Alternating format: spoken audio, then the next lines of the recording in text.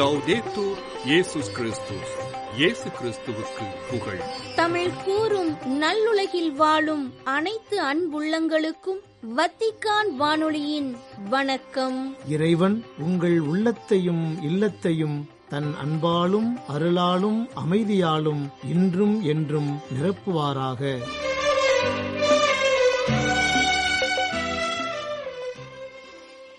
அன்பு நேயர்களே, வத்திக்கான் வானொலி இன்று உங்களுக்கு வழங்க இருப்பவை: தடம் தந்த தகைமை, கீழை வழிபாட்டு முறை திரு அவையினருக்கான யூபிலி, திரு அவையில் யூபிலி ஆண்டு 2025 மற்றும் செய்திகள்.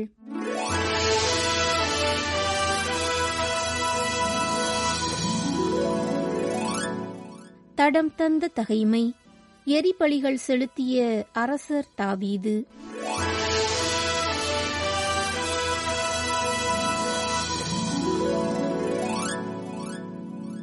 தாவீதும் அவருடன் இருந்தவர்களும் கடவுளின் பேழையை கொண்டு வந்து அதற்கென்று அமைத்திருந்த கூடாரத்தின் நடுவே வைத்தனர்.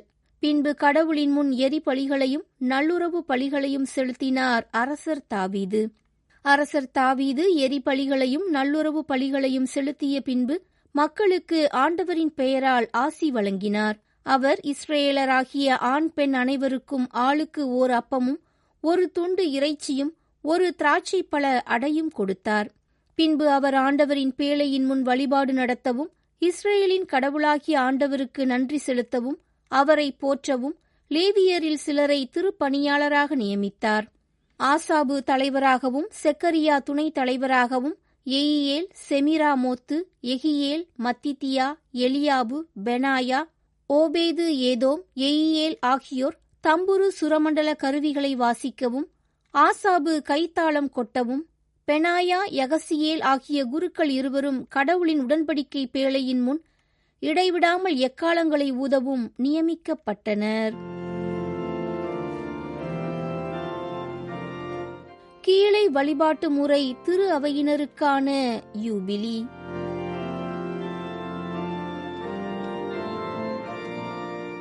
கீழை வழிபாட்டு திரு அவையினருக்கான யூபிலியானது வத்திக்கானில் மே 12 திங்கட்கிழமை சிறப்பிக்க ஆரம்பிக்கப்பட்டு மே 14 புதன்கிழமையுடன் நிறைவிற்கு வர இருக்கின்றது. எனவே இன்றைய நம் நிகழ்வில் கீழை வழிபாட்டு திரு அவையினருக்கான யூபிலியை முன்னிட்டு திருத்தந்தை 14ஆம் லியோ அவர்கள் அவ்வழிபாட்டு முறையினருக்கு வழங்கிய உரையில் இடம்பெற்ற கருத்துக்கள் குறித்து காண்போம். மே 12 திங்கட்கிழமை காலை வத்திக்கான் தூய பேதுரு பெருங்கோவிலில் இருக்கக்கூடிய பாடகர் சிற்றாலயத்தில் எத்தியோப்பிய ஆயர் பேரவையின் தலைவர் கர்தினால் சோரோஃபில் அவர்களால் எத்தியோப்பிய வழிபாட்டு முறை சிறப்பு காலைப்புகழ் வழிபாடானது நடைபெற்றது. மாலையில் ரோம் மேரி மேஜர் பெருங்கோவிலில் உள்ள பவுலின் சிற்றாலயத்தில் அர்மேனிய வழிபாட்டு முறை சிறப்பு திருப்பலியானது நடைபெற்றது. அர்மேனிய திரு அவையின் முதுபெரும் தந்தை சிலிச்சியாவின் ரஃபேல் பெத்ரோஸ் அவர்களால் வழிநடத்தப்பட்ட இத்திருப்பலியின் நிறைவில் கீழை வழிபாட்டு திரு அவைகளுக்கான திருப்பீடத்துறையின் தலைவர் கர்தினால் கிளவுதியோ குஜரோத்தி அவர்கள் தனது நன்றியினையும் திருத்தந்தை 14ஆம் லியோ அவர்களின் சார்பாக வாழ்த்துக்களையும் தெரிவித்து மகிழ்ந்தார்.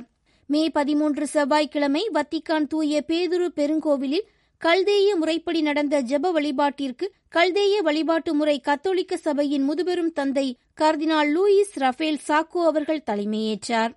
அதன் தொடர்ச்சியாக மே 14 புதன்கிழமை காலை வத்திக்கான் தூய 6ஆம் பவுல் அரங்கத்தில் கீழை வழிபாட்டு திரு அவையினரை சந்தித்து உரையாற்றினார் திருத்தந்தை 14ஆம் லியோ. மே 14 புதனன்று வத்திக்கான் தூய 6ஆம் பவுல் அரங்கத்தில் உலகின் பல பகுதிகளிலிருந்தும் வந்திருந்த ஏராளமான மக்கள் திருத்தந்தையின் வருகைக்காக ஆவலுடன் காத்திருந்தனர். திருப்பயணிகளை கையசைத்து வாழ்த்தியபடி அரங்கத்தின் மேடை பகுதியை வந்தடைந்தார் திருத்தந்தை 14ஆம் லியோ. மக்கள் நீண்ட நேரம் கரவொலி எழுப்பி திருத்தந்தையை வரவேற்றனர். அதன்பின் சிலுவை அடையாளம் வரைந்து திருத்தந்தை 14ஆம் லியோ அவர்கள் தனது உரையினை ஆரம்பித்தார். Nel nome del Padre, del Figlio e dello Spirito Santo, la pace sia con voi. திருத்தந்தையின் உரை கருத்துக்களுக்கு இப்போது நாம் செவி சாய்ப்போம். Fratelli e sorelle, Cristo è risorto, è veramente risorto.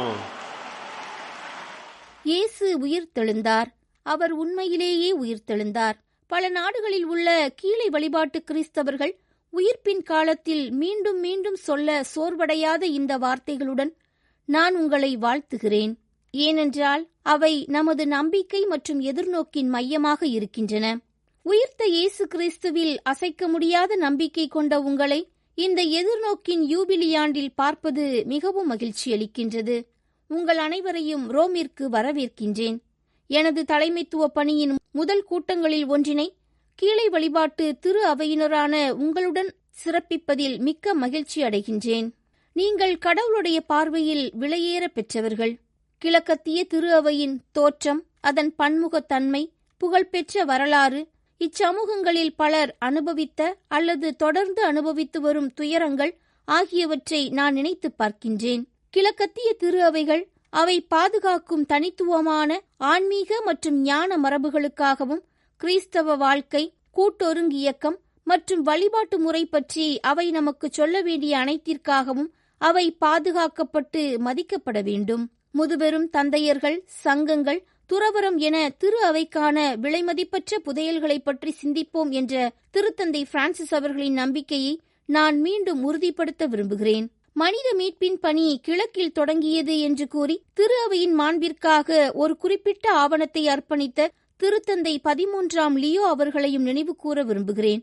ஆம், கீழை வழிபாட்டு திரு அவையின் மரபில் உங்களுக்கு ஓர் குறிப்பிட்ட சிறப்பான தனித்தன்மை உள்ளது. ரோம் நகரில் நீங்கள் பல்வேறு மொழிகளில் சிறப்பிக்கும் வழிபாட்டு முறைகளில் கடவுளாம் இயேசுவின் மொழியினை இன்று வரை பயன்படுத்துவது குறிப்பிடத்தக்கது. கீழை வழிபாட்டு கிறிஸ்தவர்களை பாதுகாக்கவும் ஊக்குவிக்கவும், குறிப்பாக புலம்பெயர்ந்த நாடுகளில் வாழும் மக்களில் இந்த அழைப்பை மீண்டும் வலியுறுத்துவோம். பொருத்தமான மற்றும் நிலையான இடங்களில் கிழக்கத்திய திரு அவையின் பகுதிகளை நிறுவுவதோடு மட்டுமல்லாமல் லத்தீன் கிறிஸ்தவர்களிடையே அதிக விழிப்புணர்வை ஊக்குவிக்க வேண்டிய அவசியமும் உள்ளது. இது தொடர்பாக கீழை வழிபாட்டு திரு அவைகளுக்கான திருப்பீடத் துறையினரின் பணிக்கு நான் நன்றி கூறுகின்றேன்.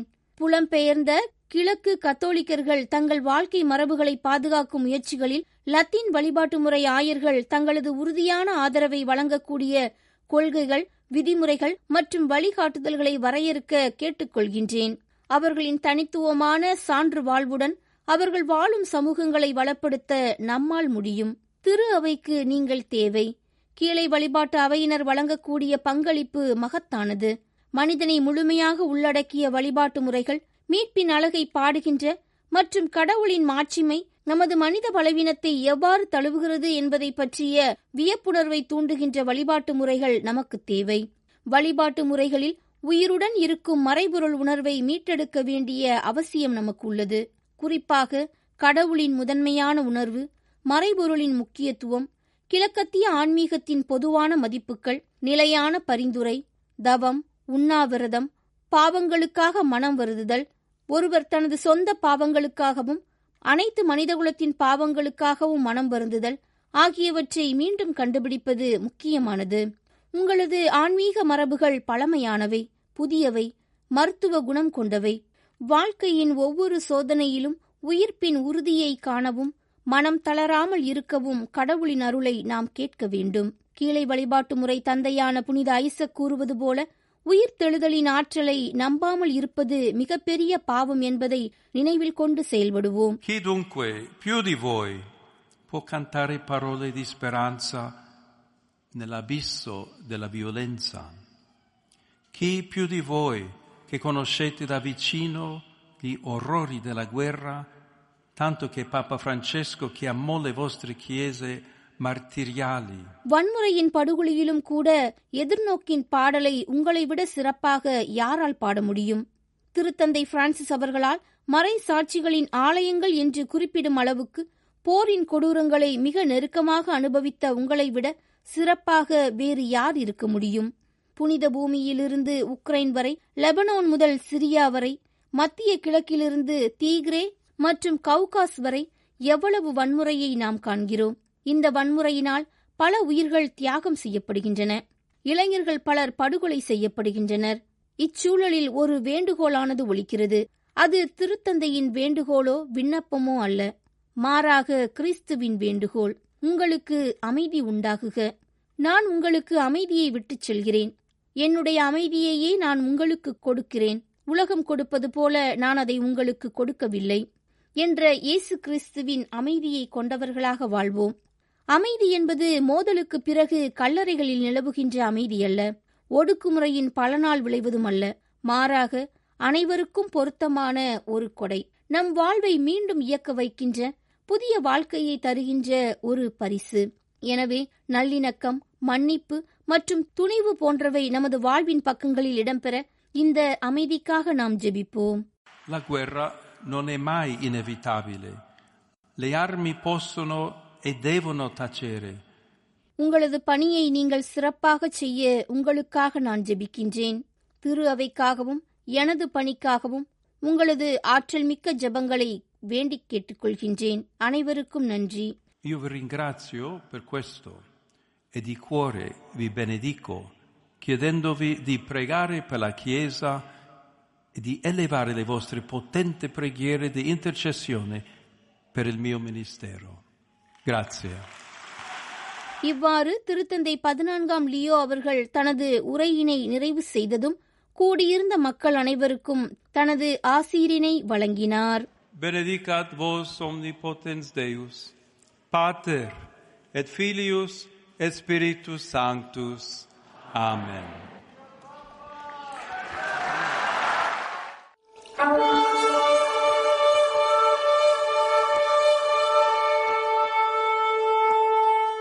திரு அவையில் யூபிலியாண்டு 2025 ஆணைமடல் பகுதி 25.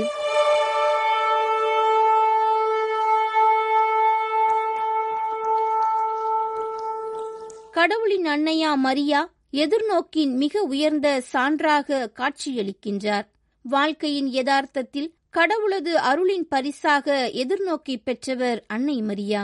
ஒவ்வொரு தாயையும் போலவே அவர் தன் மகனை பார்க்கும் ஒவ்வொரு முறையும் அவருடைய எதிர்காலத்தை பற்றி நினைத்தார். இறைவாக்கினர் சிமியோன் எருசலேம் ஆலயத்தில் அவரிடம் எடுத்துரைத்த, இதோ இக்குழந்தை இஸ்ரேல் மக்களுள் பலரின் வீழ்ச்சிக்கும் எழுச்சிக்கும் காரணமாக இருக்கும், எதிர்க்கப்படும் அடையாளமாகவும் இருக்கும்.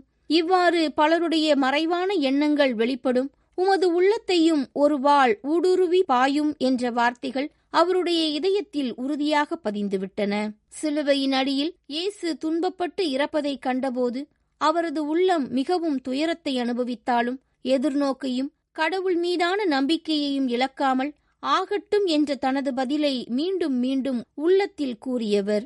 இதன் வழியாக மானிட மகன் பலவாறு துன்பப்படவும், மூப்பர்கள், தலைமை குருக்கள், மறைநூல் அறிஞர்கள் ஆகியோரால் உதறி தள்ளப்பட்டு கொலை செய்யப்படவும், 3 நாட்களுக்குப் பின் உயிர்த்தெழவும் வேண்டும் என்று தனது மகனாகிய இயேசு தனது இறப்பு குறித்து முன் அறிவித்ததை நிறைவேற்றுவதற்காக அவர் ஒத்துழைக்கின்றார். அன்பினால் வழங்கப்பட்ட இந்த துன்பத்தை மனமகிழ்வுடன் ஏற்றதால் நம் அனைவரின் தாயாக, எதிர்நோக்கின் அன்னையாக மாறினார். நம்பிக்கை நட்சத்திரம் என்று அன்னை மரியாவை நாம் அழைப்பது தற்செயலானது அல்ல. ஏனெனில் புயல் சூழ்ந்த ஏற்ற இரக்கங்கள் நிறைந்த வாழ்வில் கடவுளின் தாய் மரியா நமக்கு உதவுகிறார், நம்மை பாதுகாக்கின்றார். கடவுளில் நாம் நம்பிக்கை கொண்டிருக்கவும் நமது எதிர்நோக்கை தொடர்ந்து பெறவும் அழைப்பு விடுக்கின்றார் என்ற நம்பிக்கையின் அடையாளமாக அன்னை மரியா எப்போதும் திகழ்கின்றார்.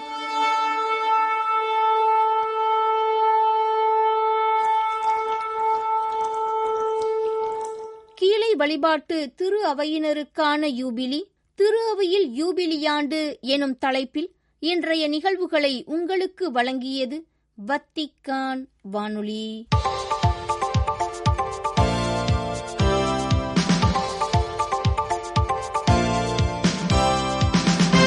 செய்திகள். புதிய திருத்தந்தை 14ஆம் லியோ அவர்கள் எடுத்துள்ள இலட்சினை அன்னை மரியா மீது அவர் கொண்டுள்ள பக்தியையும் புனித அகஸ்தினாடமிருந்து அவர் பெற்றுள்ள தூண்டுதல்களையும் வெளிப்படுத்துவதாக உள்ளது என திருப்பிட தகவல் தொடர்புத்துறை அறிவித்துள்ளது. வழக்கமாக திருத்தந்தையர்களின் கோட் ஆஃப் ஆர்ம்ஸ் எனப்படும் லட்சணை அனைத்திலும் காணப்படுவது போல் திருத்தந்தையர் அணியும் ஆயருக்குரிய மகுடம் போன்ற தொப்பியும் 2 திறவுகோல்கள் ஒன்றுக்கொன்று குறுக்காக வைக்கப்பட்டிருப்பதுடன் மேல் பகுதியின் இடதுபுறத்தில் இளநீல பின்னணியுடன் லீலி மலர் அடையாளம் வெள்ளி நிறத்திலும், கீழே வலதுபுறத்தில் இளம் மஞ்சள் தந்த நிறத்தின் பின்னணியில் ஒரு சிவப்பு நிற புத்தகத்தின் மீது ஓர் அம்பால் துளைக்கப்பட்ட சிகப்பு இதயம் அதன் மேல் முனையில் சுடரை தாங்கியதாக உள்ளது. இந்த இலச்சினையின் அடிப்பகுதியில் திருத்தந்தை 14ஆம் லியோவின் ஒருவராக இருப்பவரில் நாம் அனைவரும் ஒன்றாய் என்ற விருதுவாக்கு எழுதப்பட்டுள்ளது. புனித அகஸ்தீனார் 127ஆம் திருப்பாடல் குறித்த தன் மறையுரையில், நாம் கிறிஸ்தவர்களாக பெரும் எண்ணிக்கையில் இருந்தாலும் ஒரே கிறிஸ்துவில் நாம் அனைவரும் ஒன்றே என கூறிய வார்த்தைகளை பிரதிபலிப்பதாக திருத்தந்தையின் விருதுவாக்கு உள்ளது. இளநீல வண்ணமும் லில்லி மலரும் அன்னை மரியை அடையாளப்படுத்தி நிற்கின்றன எனவும், அம்பு துளைத்த இதயம் அகஸ்தீனார் சபையின் அடையாளமாக இருப்பதாகவும் திருப்பிட தகவல் தொடர்புத்துறை அறிவித்துள்ளது. திருத்தந்தை 14ஆம் லியோ மே 13 அன்று ரோமில் உள்ள அவரது அகஸ்தீனிய சபையின் தலைமையகத்திற்கு திடீர் பயணம் மேற்கொண்டு அவர் திருத்தந்தையாக தேர்ந்தெடுக்கப்பட்ட பின்னர் தனது சபை சகோதரர்களுடன் முதன்முறையாக உரையாடினார். 2001 முதல் 2013 வரை அகஸ்தீனிய துறவு சபையின் அதிபராக 12 ஆண்டுகள் பணியாற்றிய திருத்தந்தை லியோ அவர்கள் தனது துறவு சபை சகோதரர்களுடன் திருப்பலி கொண்டாடி மதிய உணவை பகிர்ந்து கொண்டார்.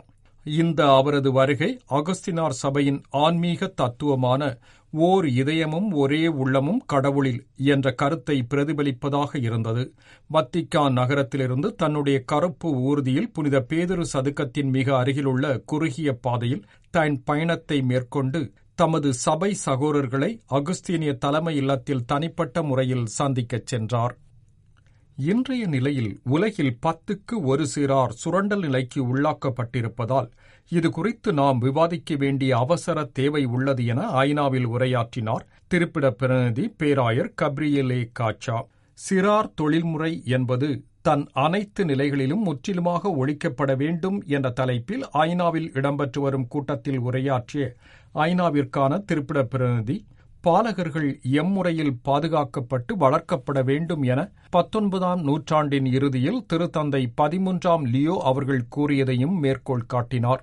மனித குடும்பத்திற்கு கடவுளால் வழங்கப்பட்ட மிகச் சிறந்த கொடையான ஒவ்வொரு குழந்தையும் அதன் மாண்பு மதிக்கப்படும், அடிப்படை உரிமைகள் பாதுகாக்கப்படும், ஒன்றிணைந்த வளர்ச்சி ஊக்குவிக்கப்படும் சூழலில் வளர்க்கப்பட வேண்டும் என்பதை வலியுறுத்தும் திருப்பிடம், பன்னாட்டு அர்ப்பணங்கள் இருப்பினும் பாலர் தொழிலாளர் முறை தொடர்வது குறித்து தன் ஆழ்ந்த கவலையை வெளியிடுகின்றது என்றார் ஐநாவிற்கான திருப்பிட பிரதிநிதி. கத்தோலிக்கர்களை பெரும்பான்மையாக கொண்ட பிலிப்பீன்ஸ் நாட்டில் இவ்வாரம் திங்களன்று இடம்பெற்ற பொதுத் தேர்தலில் வன்முறை, வாக்குக்கு பணம் கொடுத்தல், கள்ள ஓட்டுகள் போன்றவை குறித்து தேர்தல் கண்காணிப்பாளர்கள், நடவடிக்கையாளர்கள் ஆகியோருடன் இணைந்து தங்கள் வன்மையான கண்டனத்தை வெளியிட்டுள்ளனர் தல திரு அவை அதிகாரிகள். மக்கள் தங்கள் தீர்ப்பை எழுதியுள்ளனர், ஆனால் அது சரியான முறையில் எழுதப்படவில்லை என்ற பிலிப்பீன்ஸின் உங்காயன் தெகுபான் பேராயர் சாக்ரட்டிஸ் வில்லேகாஸ் அவர்கள், இந்த வாக்குப்பதிவு இரத்தத்தாலும் பணத்தாலும் பொய்களாலும் பெரிய அளவில் கரைப்படுத்தப்பட்டுள்ளது என உரைத்தார். நகர்களை வடிவமைக்கும் போது அவைகள் வெள்ளப்பெருக்கு போன்ற இயற்கை பேரழிவிலிருந்து வருங்காலத்தில் மக்களை காப்பாற்றும் வகையில் திட்டமிடப்பட வேண்டும் என காங்கோ குடியரசின் காரித்தாஸ் அமைப்பு அழைப்பு விடுத்துள்ளது. காங்கோ ஜனநாயக குடியரசின் கிழக்கு பகுதியில் கசாபா நதியில் மழை காரணமாக நீர்ப்பெருக்கு ஏற்பட்டு தங்கானிகா ஏரியை சுற்றியுள்ள கிராமங்களை அடித்துச் சென்றதில் 100 பேருக்கு மேல் மடிந்து 50 பேர் காணாமல் போயுள்ளனர் மற்றும் 28 பேர் காயமுற்றுள்ளது குறித்து கவலையை வெளியிட்ட கத்தோலிக்க காரித்தாஸ் அமைப்பு, இத்தகைய நிலைகள் மீண்டும் ஏற்படாமல் இருக்கும் வகையில் திட்டமிடல்கள் இருக்க வேண்டும் என உரைத்தார். இத்துடன் வத்திக்கான் வானொலியின் தமிழ் ஒலிபரப்பு நிறைவு பெறுகின்றது. செவிமடுத்தலுக்கு நன்றி, வணக்கம்.